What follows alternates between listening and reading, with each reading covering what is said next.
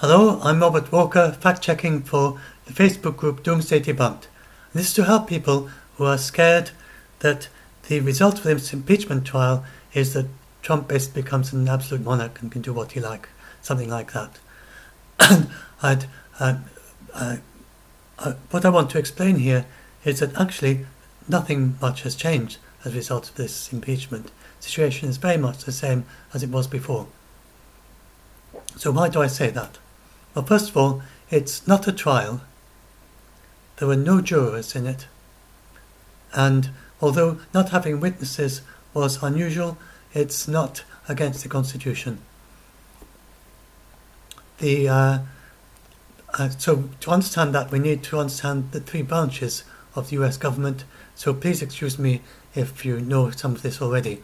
So you have the judicial. First of all, you have the legislative, who make the laws.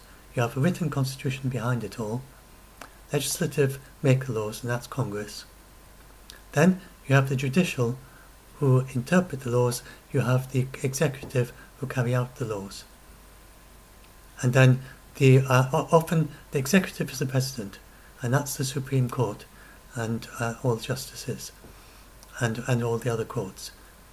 And then this is the Congress with the senators and the congressmen. And so what we saw with the impeachment trial, in inverted commas, it's not really a trial, was a vote. It was a free vote by the Senate. The Senate, there are 100 senators, and they are two to a state representing the 50 US states. And so this is really for the states, all treated equally, the big ones or the small ones, to decide whether this president is the president that it's okay for them to have. So that's the idea behind it in the Constitution. And it can't possibly be a trial in the legal sense, because they're not really jurors, because the senators, they all know each other, and they know the president, and they have very strong connections with the president, and some of them will actually be running or supporting the president's campaign, and some will be running against him. There's absolutely no way. If it was a proper trial, then they would all have to recuse themselves. So it's not a trial. And then also the so it's not a trial. Sorry, lost track of my thought for a moment or two. There's a justice there at the head of it, but he's just there to kind of look after things. They all it is a free vote of the legislative, and they do not try the Trump for misdemeanor. Although he is impeached for misdemeanors and high crimes, he's not being tried in a legal sense. If he did something legally wrong, then this is for trial after he ceases to be president. Or in very extreme situations, then he could have a trial, although it's very unlikely the justices, but in a very extreme situation, if it's a very complex thing, then you could have a proper legal trial in place of impeachment. But once the impeachment process has started, there's no way that the judicial are going to be involved. And it would require it would be a very new thing for the judicial to get involved instead of an impeachment. Anyway, that hasn't happened.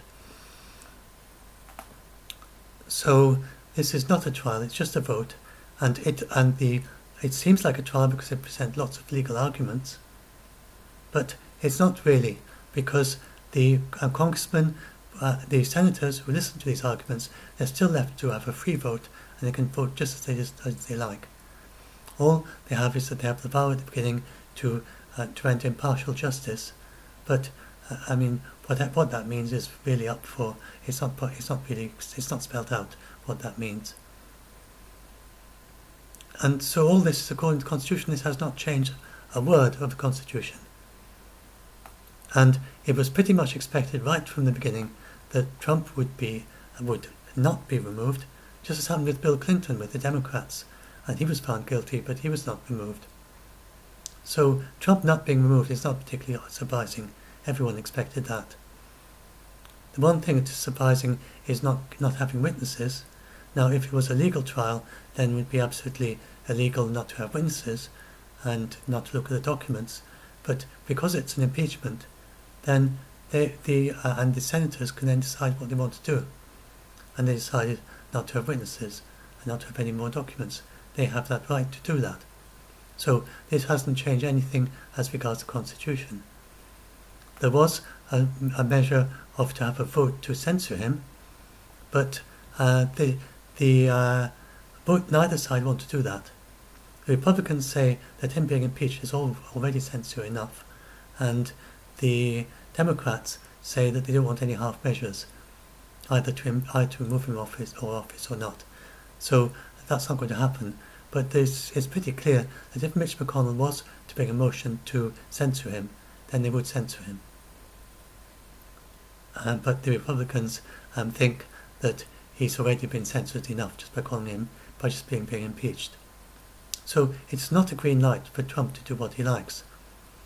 And the senators, the ones who voted for him, they did make it very clear that there is a bar that's too high, that there's a bar beyond which, and they just felt that he hadn't quite crossed the threshold. But if he'd done something significantly more serious, then he would be removed. So in my longer debunk, I've mentioned, for instance, the very hypothetical, suppose a president was to order the assassination of one of his rivals, or was alleged to have done that one of his rivals was assassinated, and then it was alleged that the president had done that, and there seemed good documentary proof of that. Then there's absolutely no way that a Senate could just refuse to see the witnesses and to see the evidence, because that would be such a serious thing. There's absolutely no way that that could be just ignored. So it was a combination of it in the judgment of the Republicans, who are the majority. Then it hadn't quite reached that bar where they felt that they had to listen to witnesses and receive evidence, and they gave reasons, and I think it's reasonable that the Republicans were being honest. I don't think you can say just because they change their views. People do change their views, and you're permitted to change your views. And it is, for instance, Mario Rubio said as one of the reasons that it's just a few months until the actual election, and that he thinks that once we had listened to John Bolton, then we'd have months of this. Of course, the Democrats said it would just be over very quickly, but the Republicans are not believing that, and that this would seriously interfere with the progress of the election, which is already underway. Already have the first caucuses. So, I mean, obviously Democrats don't accept that argument at all. But if you try and put on a Republican hat and imagine what it's like for a Republican, then it is an argument that makes sense. It's got its logic to it, even if you don't follow it yourself. So at this point, I'm going to get loads and loads of people telling me, "Oh, but you're siding with the Republicans and saying that the Democrats and siding against the Democrats." I'm not that. So I just want to say I'm focusing so much on the Republicans because this is central to what is going on here. My sympathies are with the Democrats. I am rooting with Bernie Sanders, and he's the one I'm rooting for in this election. And I wrote this long article about, I think, much misunderstood $16 trillion Green New Deal, how it could pay for itself. I think this needs to be looked at very closely. I think there's far more to it than people realise, and I think that it really needs seriously being looked at, and people just dismissed it in a way that I think was entirely wrong. So this is my political aspect. So please don't think that I am in any way against the Democrats. So I'm just saying this to explain the situation. People are very scared and who think that this is going to lead to appalling things, and it's not. So the executive, as the president, can only carry out the laws, and it's often found that with the various things that he said, and he's given directives to his different departments, and to try to get rid of some environmental legislation or something, and then after a while he gets challenged, and there's a legal challenge saying this directive that you gave to your department, and the people who are supposed to be following doing what you say to do, goes against the legislative, because all he does is carry out the laws. then the judicial, who interpret the laws, then look at the situation and they say, yes, you're right, he isn't carrying out the laws correctly. And the vast majority, only a few of his executive orders have actually gone through. Most of them are challenged, and then that's the end of them. So there's very limited what he can do. And then when he asked for, he declared a state of emergency for the ball, and he requested only limited powers for that, to move some funds around. And even so, he nearly had a supermajority of the Congress, of the Senate against him, which would have blocked him. And so his vote, there wasn't quite a supermajority, it was 59 to 41. But that showed that if he'd taken a little bit more executive privilege on himself for his emergency order, then it's certain that he would have been blocked by the Senate. So, because the Senate, they care about the powers of a president, they care about precedents. When Trump is gone, when he's long gone, and they're on to the next president, then many of these senators will still be there, and they will face the consequences. So they definitely want to keep him in check. And it's the same reason there's absolutely no way that Trump is going to modify the Constitution. So I'm going to try to keep this short because I've got a longer version. I wanted to do it in 10 minutes, I'm not sure I can. No, it's over 10 minutes already. But I'll try and wrap it up in another few more minutes. So the other people worry that he will rewrite, that he will change he will somehow cancel the next election, or that he will even if there is an election and another president is elected, that he will just overrule that. He can't do that. So to change the way the elections are conducted, he would have to change the Constitution, an amendment to the Constitution. To do that, he would need 2/3 majority, a supermajority in the House of Representatives, a supermajority in the Senate, and then in a very long process, then 3/4 of the states will also have to vote vote in favour of this amendment of the Constitution. So this happened with the Liquors Act, and it's a very long process. And eventually, after some years, then the last of these states needed in order to start selling and moving liquors around. Eventually they voted, and then it became possible again. So so it's the same now. He couldn't do it instantly, for sure. But remember that the legislative, the senators, like if they gave Trump the ability to stay in power for another 20 years or something, if he lived that long, then it means that whenever the next Democrat comes along, then he might be a young president like Obama, and he might be in office then for 50 years. So there's no way that the senators are going to approve anything like that, even if Trump did somehow get a landslide with 3/4 of the states all Republican and 2/3 of the Congress and 2/3 of the Senate. Even in that unlikely scenario, there's no way that they are going to amend the Constitution to keep Trump in power for years on end like Putin. You have a very different constitution, a very, very robust constitution in the United States, and it can't be kind of hijacked in the way that is happening in Russia at the moment with Putin, or is it happening in China with the president of China. This can't happen in the United States. It's very, very robust. You've had it for a long time. So then other people worry about the judiciary, and they say, well, look, we've now got a majority of Republican justices. Well, before, there was a majority of Democrat leading justices, but they are not actually Republicans. They're not voting Republican. That's not how it works. What they are justices that put their legal hats on. They try to ignore all politics, and they're not, whatever their own political views, whatever they vote in the election is nothing to do with how they make their decisions in the Supreme Court. And these are highly respected judges who have spent all their life, and they would not be approved for the Supreme Court unless both the Democrats and the Republicans agreed that they are decent justices, and they just they wouldn't even be considered.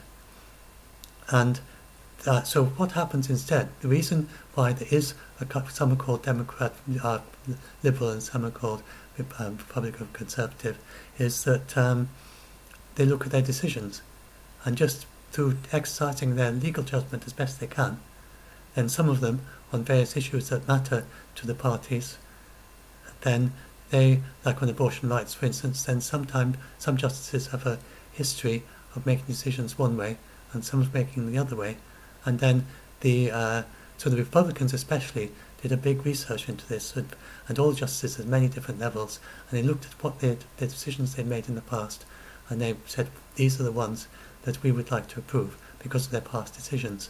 They don't know anything about their future decisions. Justices do change, and they're changing of their legal opinion. So it is not at all a guarantee that because in the past they said something that the Republicans like, that they will continue to say that, because they're completely independent. The president cannot tell the justices how to vote, how to decide. And if a justice that they appointed, which they liked his decisions in the past, goes and changes his mind, not actually in sense of just out of whim, but because of detailed legal analysis, and comes up with some things in its analysis that leads him to the conclusion in a different direction from when he was younger, there's nothing the president can do about that. And then on things that the justices haven't been tested on before, so they haven't been tested on, the new justices haven't been tested on LGBT rights, and so people are worried about that. Then it's simply not known what they're going to decide until they decide, because they weren't selected with that criterion. So that's how the justices work. Now, there's one other thing that some people are worried about, is that the blocking of emails from the justices to the executive, these are being held, that's not under any just judicial thing. These are emails from the President personally to the Justice Department, and these are protected under presidential privilege, that the President can block them. For as long as he's President, he can block them, and because he wrote them. It's nothing to do with who he wrote them to. And that again, that's been established, and they're not going to change that. So there are vague, if you look at legal details, there's some situations like how far down the executive this privilege goes, then there's things are not being clarified by the Supreme Court, but the executive privilege of the President has been clarified, and this is just within that. And so there's nothing untoward about that. And so now if you look at some other people worry about the precedent, that this is a precedent that they've had an impeachment without witnesses. Does this mean that in the future impeachments aren't going to have witnesses? It doesn't mean that at all. And as I said, if Trump had done something worse, then they would absolutely have had to have had witnesses and subpoenaed the documents. And it was quite grey area and very much on the borderline, of which it was quite hard for them not to do that. And if it was a little bit more, then for sure they would have had to. And so there's no so yes. So what was that about? Oh yes, and precedent. So there's no precedent. It is not what they did in the legislative is not a law. It is not a proceeding. It's not a trial. It's nothing to do with the judicial branch. So it has no precedent in law. Nothing had happened there, and although there were legal arguments, they were just arguments like campaign speeches, really, to persuade the senators. And all those legal arguments have no precedent in the judiciary, and they have no precedent in the Senate either, because it's a free vote, and senators can do what they like, and according to their own personal judgment is what counts as impartial justice, to the best of what they can do. And so if Trump is impeached again for something else, then there isn't any precedent. They can just come along and then they'll have the same question about witnesses, and they'll start decide from scratch. And if or if some other president, Democrat president, the same thing, and if they then look, I think I have to stop soon. So if they, it's getting a bit long. So there's no precedent, and the Trump, I think I've really answered everything. That I've got a longer video which goes into all of this in much more detail, and I've also got the actual article itself, which I'll put in the video description, both of those. So if you want to listen to the longer video, or just read the description, you can find out much more. So if you have any questions, do say. If you want to join the Facebook group Doomsday Debunked, then we help people who are scared of all these things, and I'm doing fact checking. And the only reason for doing all this is to help people who are scared. And you could check in 1 or 2 months or something from now. It'll just be Trump doing his usual thing, and he's not going to want to be impeached a second time and be the only president ever to be impeached twice. And so we'll see what happens. But I don't see this going anyway. Really, there's no difference whether there was an impeachment or there wasn't in terms of Trump's future actions. He'll just continue doing what he's been doing already. And in that sense, they might as well not have done it, but he has got impeachment added to his name, and he has had the Republicans agreeing that he did, not quite agreeing, but not disagreeing. They certainly didn't refute the allegation that he has done something seriously wrong. So that is on his record as well, that he was taken to the Senate and he was impeached, and the senators, the Republicans, did not defend him against the charge that he had done something seriously wrong. So that is in his record now for all time as well. So and if he did something more seriously wrong than that, there's absolutely no doubt at all. If he does something a bit higher than that, more serious, then he can be removed. And even the Republicans, if he did something very serious, there's no way that they would vote to keep him in if it was something really serious. So hopefully that helps you all, and you're more relaxed about that. And I'm just doing this to help panic and scared people. No political aims at all. Just to remind you, I am very strongly Democrat leaning myself. Bernie Saunders is the person I'm rooting for. I'm in the UK, and he is pretty much centrist, many of his ideas. But this particular Green Deal thing, I think I'll do a video about that soon. So I think it needs careful study. There's some very interesting ideas in that. Very, very ambitious. But I think my own conclusion was that it's indeed worth looking at, and maybe it could pay for itself. Very ingenious. Nobody else has proposed anything like that. Anyway, but I'm not doing that to give a political ask, tell you to vote for Bernie Sanders, but just to tell you, because I've been very pro-Republican all the way through this, just because I've been sympathetic, and I listen to the Republicans, and listen to what they say, and to explain clearly, what I do believe is that the senators of both parties are being straightforwardly, to the best of their ability, they're representing their people and what they voted for, and they think they're there, and in their own view, they're there for the benefit of the people who voted them, and to carry out their will, and that's what they're trying to do.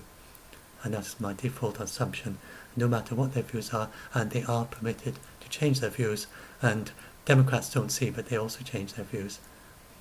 And the Republicans don't see that they've changed their views, or they do see, but this just seems totally natural to them. That's just normal in this sort of situation. Right? There's no dishonesty. It doesn't mean that it's being dishonest. I saw no signs at all that Mario Rubio in his article was being dishonest. Just changed his views, and that is permitted.